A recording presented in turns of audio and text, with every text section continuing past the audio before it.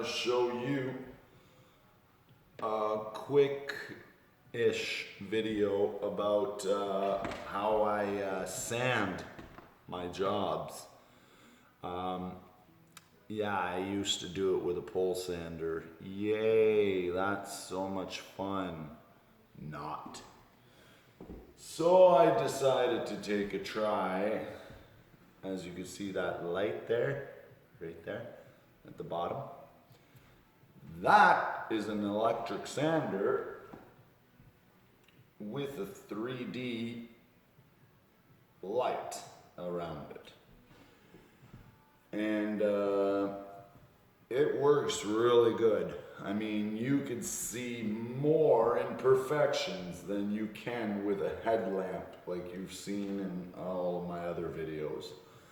So I'm going to show you real quick. I know this is probably going to be boring because I mean everybody knows how to sand, but just watch how fast this is, okay? And I'm going to set up, okay, where my cheapy, well actually it's not cheap. This one was $50 Canadian because my other cheap one, a dog chewed it on a job site. So the owner, the homeowner, bought me a new one. So he bought me a $40 one, which is probably cheaper, but it works. Alrighty, so what I'm going to be using is Amazon special. This is actually, they said it's a DeWalt sandpaper. I believe this is the 9-hole. 1, 2, 3, 4, 5, 6, 7, 8.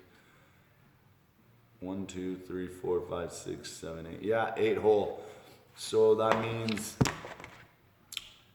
it's an 8-hole sander. I believe this is for the DeWalt, but my sander only has 5 holes, but it doesn't matter. It still sucks it up regardless around the circle, the edges of the sander. I'll show you right now.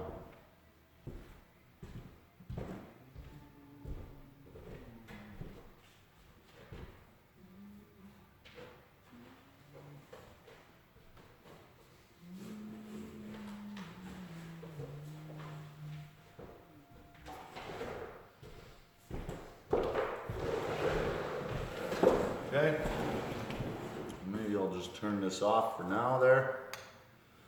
Okay, so see, all it is this cheap thing, hose, and this actually has got a screw here, and this extends, I don't know, it doesn't go that far, but it comes right out. Okay, it works awesome for 9 feet, and this is about as small as it goes. I don't know if I put it to the ground, up to here, so 5 feet. I'm about 6'1", so I'm gonna extend it a little bit here. Okay, and I'll show you the sanding pad. Now see, I just switched it for a brand new one. This is the DeWalt, the same sand paper that I just showed you. But see, look how 1, 2, 3, 4, 5, 6. Oh, I lied. It's a 6-hole. So I do have sandpaper that came with this, and it comes with 220 and 180. 180 is way too heavy. That's what I use on my sand pole. Not even, I use 150 and 120. But 180 on a machine is too heavy unless you're just grinding, okay? So this here, whoop, look at the number. 240, okay? Now, yeah, I might go to a 220, but for what it's worth, 240 is actually pretty good. All right, so here I go. I'll show you a quick demo. And you could piece together the rest about how I do the rest.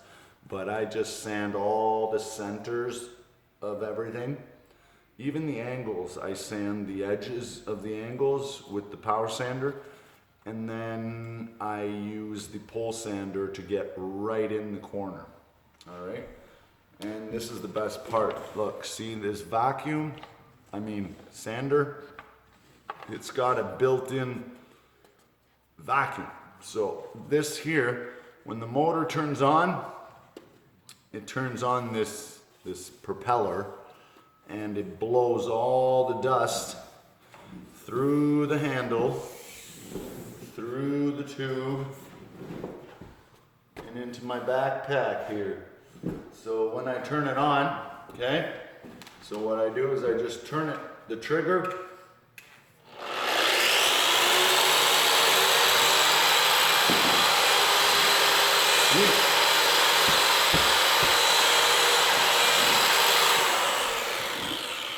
And it fills it up. See now look, it went back to flat. So it does make a vacuum somewhat. Much better than nothing. I tried it without the hose and it makes a mess.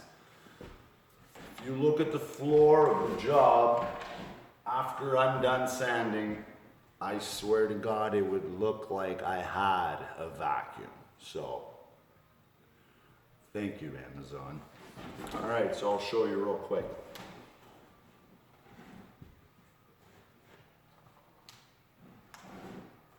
Look at that. Oh yeah.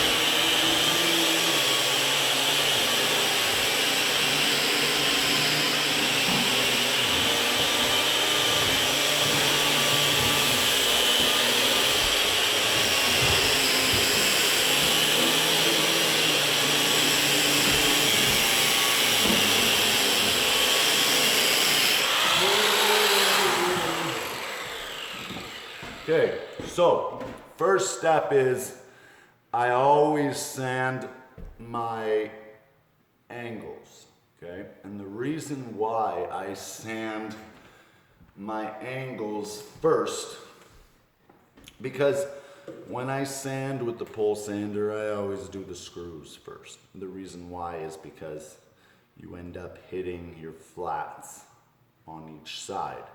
So you want to sand your screws first and then your flats, so you don't have a bunch of crosshatch sanding patterns on your flats, all right? But with the big 9-inch sander, when you sand your angles, you end up sanding most of your screws that are in the way.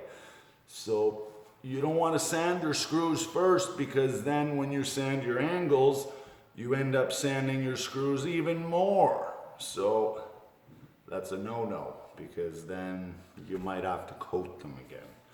So I do the angles first, screws, flats. Well, I do the butt joints at the same time as the screws. So Angles, screws and butts, flats are last. And then, because this job I haven't done my second coat on the corner beads, I just run it over real quick with the sander, and I'm gonna skim it all. Even my butt joints, some of the butt joints need to be skimmed, so I'm gonna do butts and beads after I did all the power sanding. And then when I'm done with the power sander, I'm gonna run it all over with the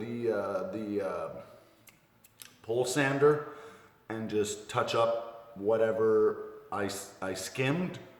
Corner beads, some butt joints, some touch-ups, and all my inside corners, okay? Because obviously a round head doesn't fit in a square corner. So I just run the pole sander real quick in the inside corner.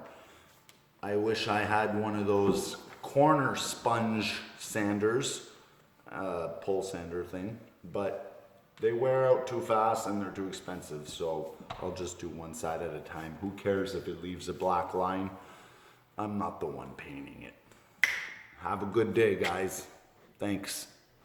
And don't forget to subscribe and like. Right there, you know, right there where that thumbs up is. Please, if you like the video, I don't know. Thank you.